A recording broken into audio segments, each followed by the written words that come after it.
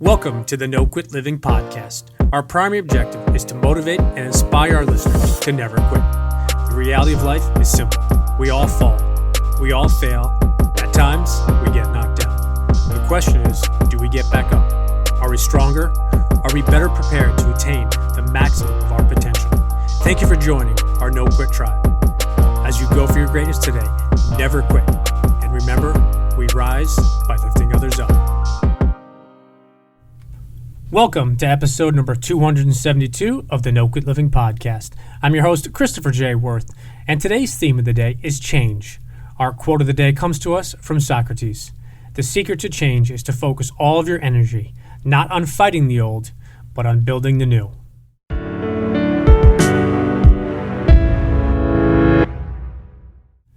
Sometimes the hardest thing to do is make a change. Our guest today did just that.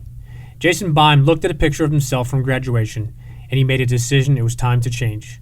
Was it easy or quick? Definitely not, but it was worth it. I hope you enjoy today's episode. Jason, I'd like to welcome you to the No Quit Living podcast. Thank you so much for having me on. I'm a big fan of the podcast, and it's a complete honor, and I'm humbled to be on. I appreciate it, my man. That means a lot. So, first question we ask everybody is, are you ready to positively impact at least one person today? Ready every day, so let's get into it. We're getting into it. So, the number one objective of our show is to motivate and inspire listeners to never give up. And I was curious if you yourself have either a no-quit story or perhaps a really challenging time that tested you where you could have given up or given in, but you didn't. Absolutely. So, thank you for asking. When, people look at my name and see, my picture on the podcast, they're like, who the hell is this Jason Beim guy? You've had some monsters on your podcast, and let me alleviate your concerns and let all your listeners know that I am nobody. I am just an average Joe, put my pants on one leg at a time like everyone else. What makes me special is that I've been essentially overcoming and conquering my entire life. So started off great family upbringing, 25 miles outside of New York City. I had this deep-rooted need to be accepted and liked and loved by other people. So that naturally led me to sports, right? That's a good outlet for people, for kids to learn all these good tools and confidence, skill building, teamwork. And I'm not the tallest, the fastest, the strongest by any means. So I didn't like riding the bench, riding the pine. So once sports was over, I really needed a new outlet. And unfortunately, that new outlet took me down some deep, dark rabbit holes, and it led me into the drug world. So I was heavily addicted to drugs for quite some time, and you would think the lowest point of that journey for me was when I was in Harlem in the projects of New York City, trying to get drugs, and I ended up getting jumped and was staring down the barrel of a 9mm. You would think that was a low point for me, but it actually wasn't. That actually made me want it more because it was like this unattainable object that I couldn't reach. What was a turning point for me was my first girlfriend. This goes back to my deep-rooted need to be liked and accepted. She said, hey, if you don't stop doing the drugs, I'm going to leave you. So I said, okay, I'll stop doing the drugs, no problem. But here's where my story takes a turn, and here's where my never quit story comes into play. I was not ready to make a change, and I was not ready to quit the drugs. So I have a highly addictive mentality, and that addiction went from drugs to an even worse drug for me, and that was food. And over the course of about 5 years, I ballooned up to 303 pounds. I'm a little guy, 5'7", so they used to call me 5x5, 5 feet tall by 5 feet wide. And I really use food as my crutch for everything. No matter what mood I was in, food was there. So even though I wasn't in jail, I was trapped in a prison in my own body, physically, mentally, emotionally, and spiritually. I was literally a slave to drugs and food. The turning point for me, and the never quit story, takes a turn because in May 2011, when I graduated college, I saw my college graduation picture. And I avoided pictures and doctors like the plague because I was in denial. And when I saw that picture, it smacked me in the face because I was morbidly obese. And from that point forward, I decided to make a change. I went forward and I got help with a couple doctors. I actually got lap band surgery. And some people think that this surgery is a cure-all. There was actually a family member of mine who got the same surgery, and he ended up gaining weight. So I went about it the right way. I enlisted doctors, nutritionists, psychologists, and I changed my entire lifestyle in the process. Went on to lose over 130 pounds in 10 months and transformed my entire mentality. And I'm a natural pessimist by my being, and I've changed my mentality from a negative into a positive. That's just a little bit about my never quit story, and we could dive in a little further into whichever aspect you want.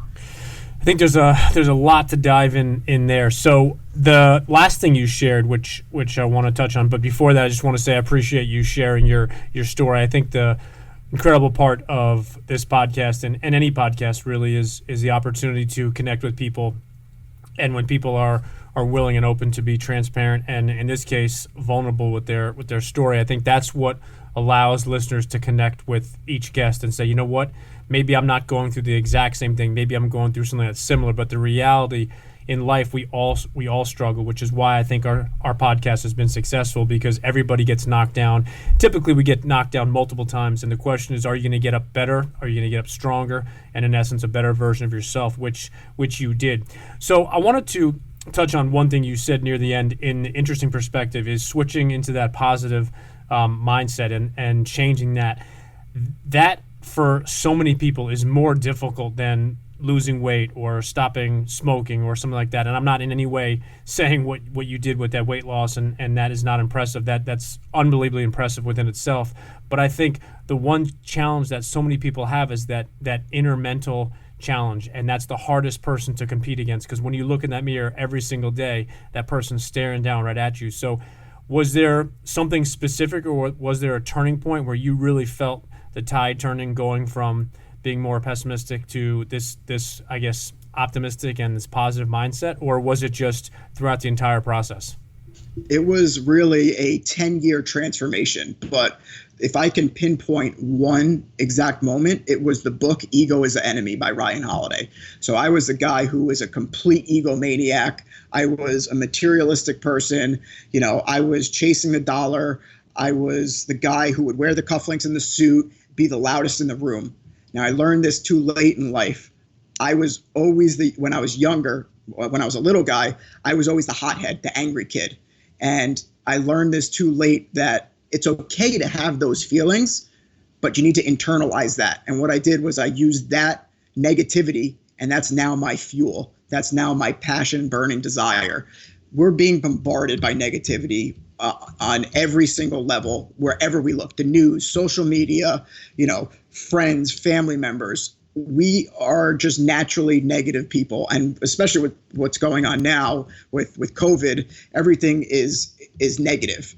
I had to work so hard, almost harder, on switching my mindset from a negative to a positive than I did to kick the drugs and lose the weight, because it wasn't until I stopped living for others and I started living for myself, that's when I started to become positive and actually finally love myself.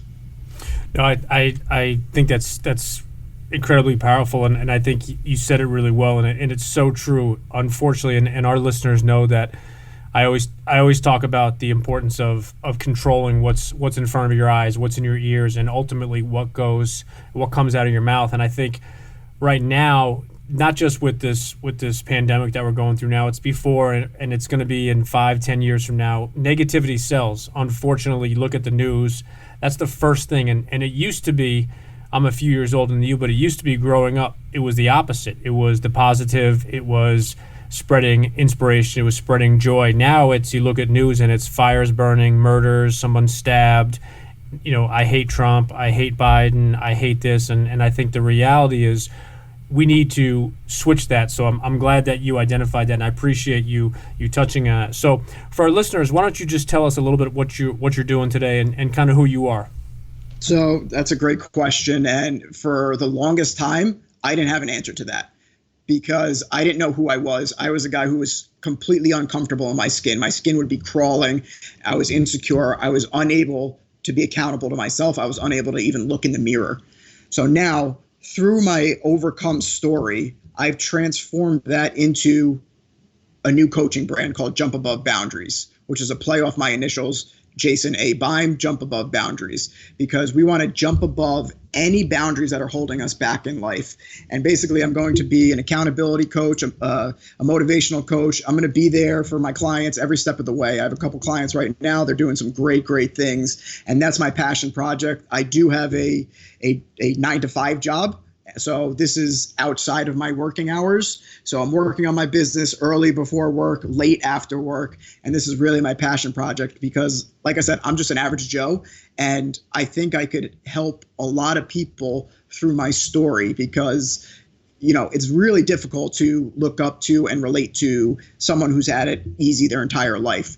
Like athletes, it's difficult to look up to. Some of these celebrity military guys, it's difficult to look up to. I'm just an average Joe, and I think I could really help some people overcome their struggles. We're recording this on video. My podcasts are only audio, but talk about celebrity military people. Behind you is the flag "Discipline Equals Freedom," and it's a fantastic book by Jocko Willink. And I think the reality is in today's day and age with social media, we're able to build and grow our brand. And I think what you shared about having your typical 9-to-5 job and then having your passion after that, I think that's the beauty of today is we all have specific things we need to do. We have jobs, we have spouses, kids, fill in the blanks. But the reality behind that is we have the same 24 hours every day. So the challenge for you, myself, or anybody is when I get home from my quote unquote 9-to-5, what am I going to do? And then the other perspective is what am I willing to do? And you know, you have to ask yourself, is this something that I'm somewhat passionate about? Is it something that I want to do when it's convenient? Or is this something that I'm going to come home at night, maybe grab a meal or workout, and then I'm going to spend an hour, 2 hours, 3 hours? So I'm really glad that you touched on that. So speaking about books, you touched on a book that's a fantastic book. Is there anything else you're reading currently, or is there anything else that you've read recently that you'd like to recommend to our listeners in addition to what you shared before?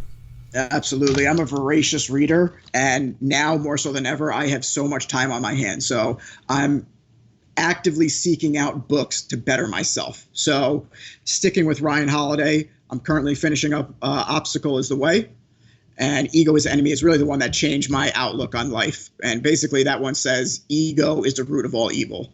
Another one for me is Atomic Habits by James Clear. That one is life changing for me, and it's not about the life-changing transformations. It's about the 1% incremental changes that you can make. That one was really, really inspirational for me. Another good one, a couple of them are The Power of Habit by Charles Duhigg, Man Up by Bedros Keuilian, Overcome by Jason Redman, and any of the Jocko books. All of these books are books that really have had a positive impact on my life, and I have gifted these books to multiple people.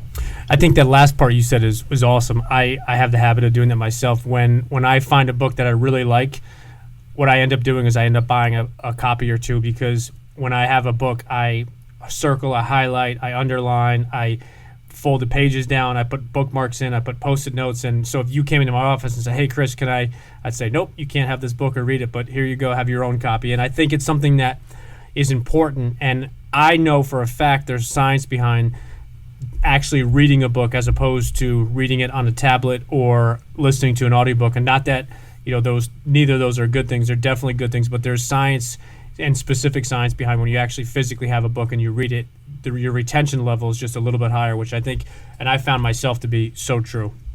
I couldn't agree more. I mean, all my books, I have a huge stack of books over here. They're all actual books. I tried reading on the Kindle. I tried reading on the iPad, and I just found I couldn't retain the information. So when I actually read it and I start underlining and highlighting, and all my books are dog-eared, they're all messed up, it looks like a college textbook, that's when you're going to get the most out of any book that you read. I can't agree with you about the college textbook. My college textbooks usually looked pristine because I tried to sell them back for the exact dollar amount that I bought them for. So I would try not to use them. I hope my parents aren't listening to this episode. I wouldn't recommend that either for any kids in college these days. So, assuming you could go back and give the 20-year-old version of yourself just one piece of advice, what would it be? This is a great question, and I was hoping you were going to ask it. The first thing I would do is slap myself across the face. And then I would say, get a grip. You're not that hot shit. And you don't know everything.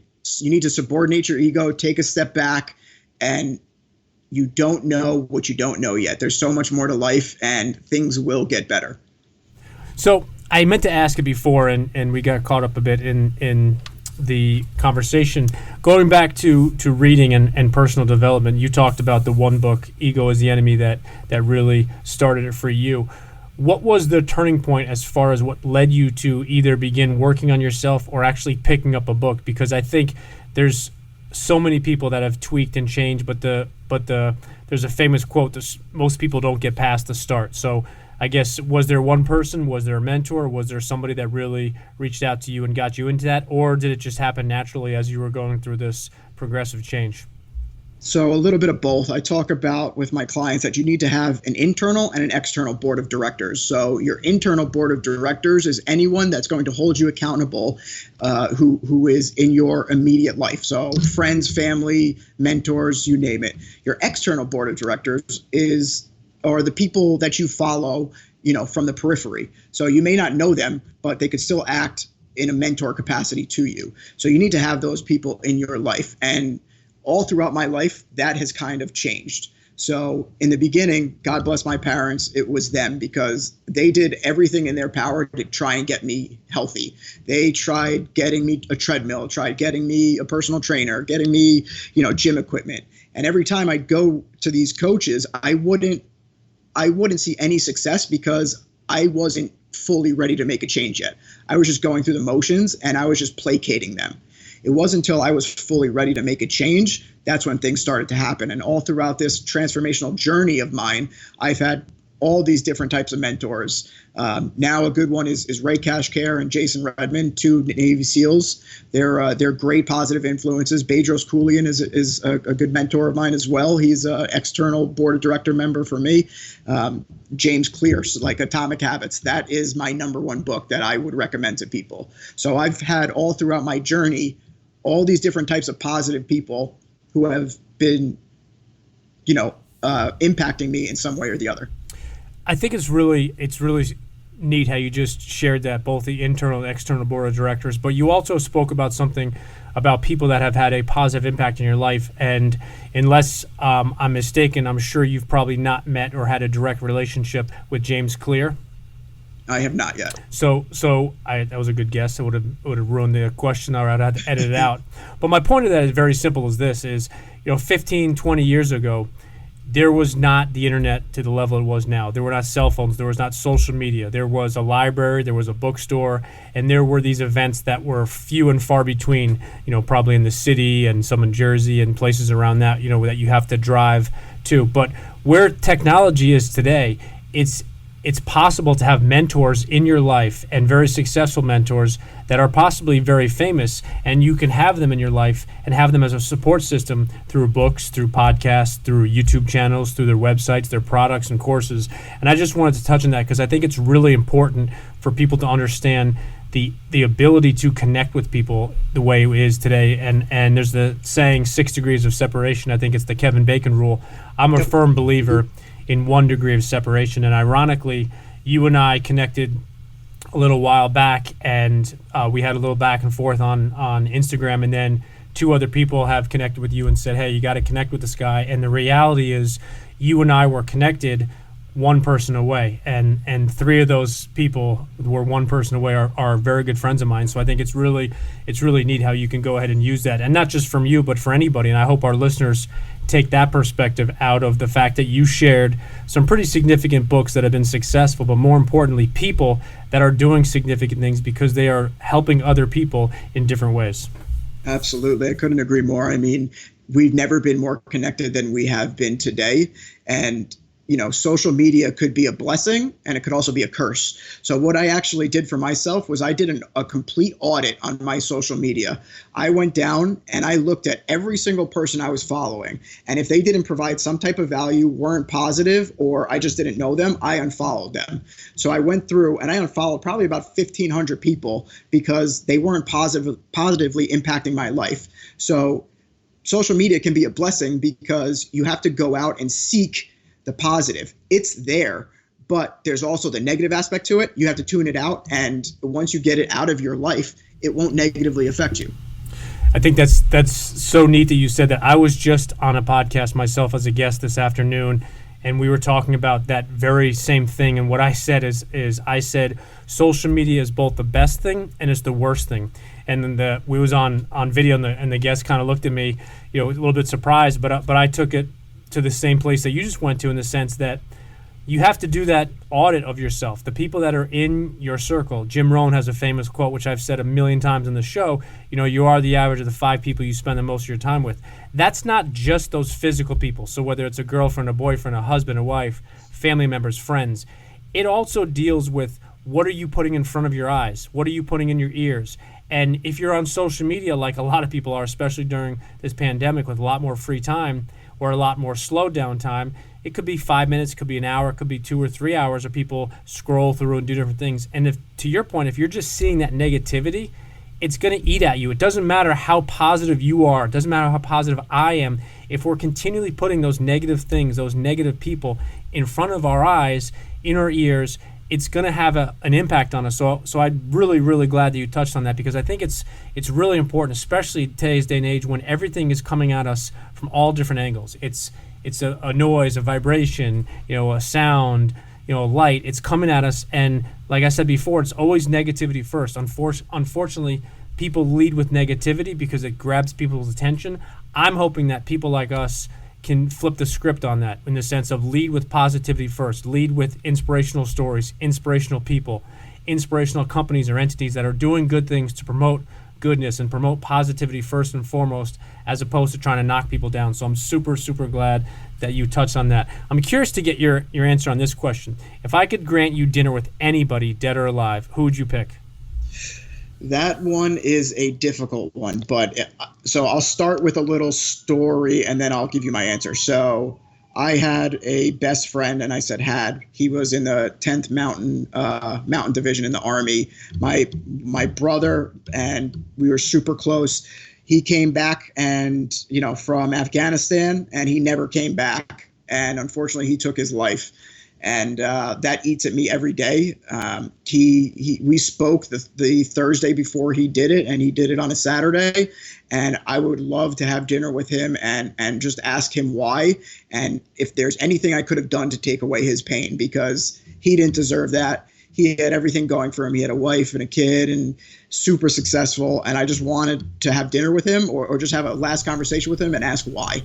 I'm so sorry for your loss, and I think unfortunately there are so many people that come back from serving our country and don't have, I think, the ability to connect with those people and have those people in their corner, because it's something that's not taught, and it's something that obviously nobody enters any military, any career, any field to have those feelings and things. So I'm sorry for your loss, but I appreciate you sharing that with us. I'm curious to get your perspective on the word accountability. We often talk about accountability. We have it on the back of all our clothing line. And I'm curious, how do you personally define accountability, or what does accountability mean to you? So the actual definition of accountability is the quality or state of being accountable, especially an obligation or willingness to accept responsibility or to account for one's actions. To me, accountability is me finally being able to look myself in the mirror and saying I did what I was going to do. Because for the longest time, I was unable to look myself in the mirror. And now I'm finally comfortable in my own skin, where I have enough discipline that it's giving me enough freedom that I could be accountable. And I'm going to be accountable for all of my clients out there with Jump Above Boundaries. So it's just being accountable, looking yourself in the mirror, and doing what say you're going to do. Awesome. So now we're going to switch lanes into what we call our hot seat questions. And the only request we have for you is you just spit out the first thing that comes to mind. All right, let's do it. You have one last meal. You can choose absolutely anything. What do you pick? Sushi. Really? Yep. Favorite smell? Lavender, because that means it's bedtime. Side note, so many guys have actually answered that with lavender, and I don't know why, but every time a dude says lavender, it makes me laugh. All-time favorite sport? Baseball. Favorite team? Yankees. All-time favorite movie? Wow, all-time favorite movie, probably Forrest Gump. I'm Forrest Gump. People call me Forrest Gump. Favorite quote? Favorite quote, success is the sum of small efforts repeated day in and day out by Robert Collier. Ooh, great quote. Do you have an all-time favorite book? All-time favorite book would be Atomic Habits by James Clear. Favorite singer, group, or band? Red Hot Chili Peppers. If you were stuck in a foxhole and you could only pick one person to have your back, who would it be? Ooh, that is a good one. I would pick Ray Cashcare, my mentor. You're supposed to pick me, but that's all right.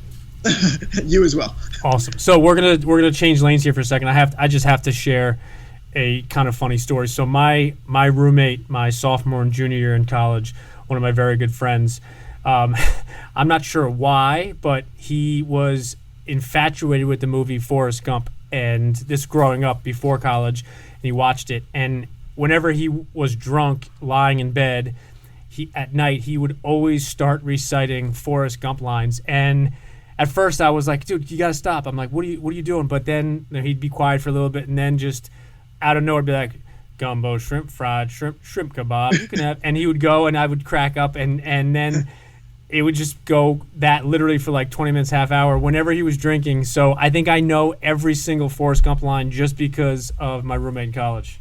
That's a great story and such a great movie. I mean, there could be a lot worse movies that you have lines stuck in your head from. I must have had 12 Dr. Peppers. I had to pay. I had to pay. Jenny, I know what love is. That's my Jenny. All right, so what's the best way for our listeners to connect with you or follow you? And also, are you active on social media? I am very active on social media. I do most of my social media-ing on Instagram. My personal is It's Beim Time. My last name is Beim, B-E-I-M, rhymes with time. And the business page is Jump Above Boundaries. And for anyone out there, DM us on Jump Above Boundaries. We'd love to be your personal accountability coach, your motivational coach. Like I said, we've had a bunch of clients so far who are doing some great things, and we'd love to help you. Awesome. And then last question I have for you is the same question I ask everybody, is if you have any parting words you'd like to leave with our listeners. I would love to. Thank you. So throughout my journey, I've had this transformation, and I want people to know that they don't need to go it alone. And if you have any big life changes you need to make, you don't need to make these sweeping transformations overnight. It's about the small habits. It's about changing the small things. Like in Atomic Habits, 1% incremental changes. So if you just focus on the little things, you're going to be better off for it, and you're going to live a better life. Just focus on the tiny things. You're going to stack those wins on top of each other, and in turn, you're going to make those life-changing transformations. But you don't need to go it alone, and focus on the little tiny habits. I love it. I think that's such a powerful thing, and something we often talk about is small wins lead to huge victories. So my man, I truly appreciate your time. I think I'm going to jump off this and go watch some Forrest Gump, but I appreciate your time, and I know that you and I will connect again soon. Thank you so much. It's been an honor and a pleasure.